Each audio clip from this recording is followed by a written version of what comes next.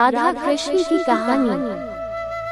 श्री राधा और भगवान श्री कृष्ण जी की एक और प्यारी सी कहानी। और यहाँ श्री कृष्ण जी जल्दी जल्दी अपना काम पूरा करने लगते हैं और जल्द ही श्री कृष्ण जी काम पूरा करके श्री राधा जी के पास गए और श्री कृष्ण ने अपनी हाथों से श्री राधा जी की आंखों से पीताम्बर हटाया और फिर उनको अपना उपहार दिखाने के लिए श्री राधा जी को कदम के वृक्ष के नीचे ले गए। वहाँ पर पहुंचकर राधा जी वो खूबसूरत उपहार देखकर बहुत प्रसन्न हुई।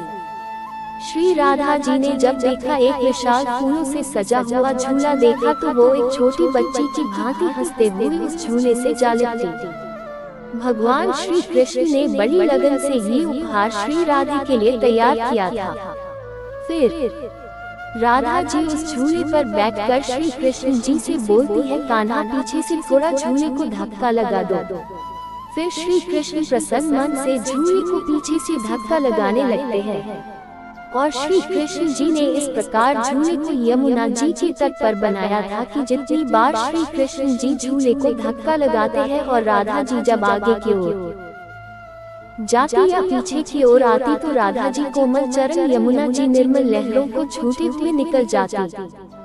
ऐसे ही कुछ वक्त चलता रहा। फिर अचानक से श्री राधा जी की नजर उस झूले में लगी एक श्वेत फूल पर जा पड़ी और उस पुष्प को देखते ही श्री राधा जी बहुत अधिक प्रसन्न होकर श्री कृष्ण जी से कहती है कि हे कान्हा, ये पुष्प तो हमारे ब्रज में तो नहीं है, तो आप इस पुष्प को क्या है? इस बात भगवान श्री कृष्ण मुस्कुराते हुए बोले कि मैं ये त्रेतायुग से लाया था।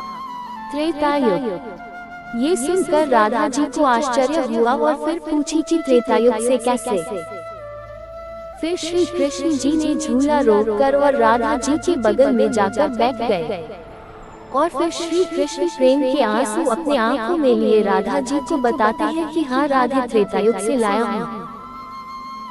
जब मैंने पहली बार तुम्हें देखा था तो तुम पुष्प वाटिका में थी।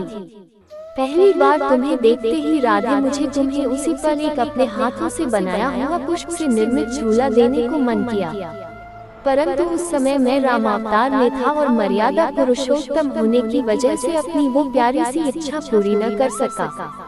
लेकिन मैंने आज के इसी खूबसूरत दिन के लिए उस वक्त कुछ श्वेत पुष्प अपने पास संभाल कर रख लिए थे और आज जब समय आया तो मैंने अपनी वर्षों की इच्छा पूरी कर तुम्हें ये प्यारा सा उपहार देना चाहा और मेरी यह इच्छा पूरी भी हुई। ये सुनकर राधा जी की आंखें खुशी के मारे नम हो गई और उन्होंने श्री कृष्ण जी के कोमल हाथ चूम लिया। उसके बाद भगवान श्री कृष्ण और श्री राधा जी दोनों एक साथ झूले पर बैठकर झूले का आनंद लेने लगे।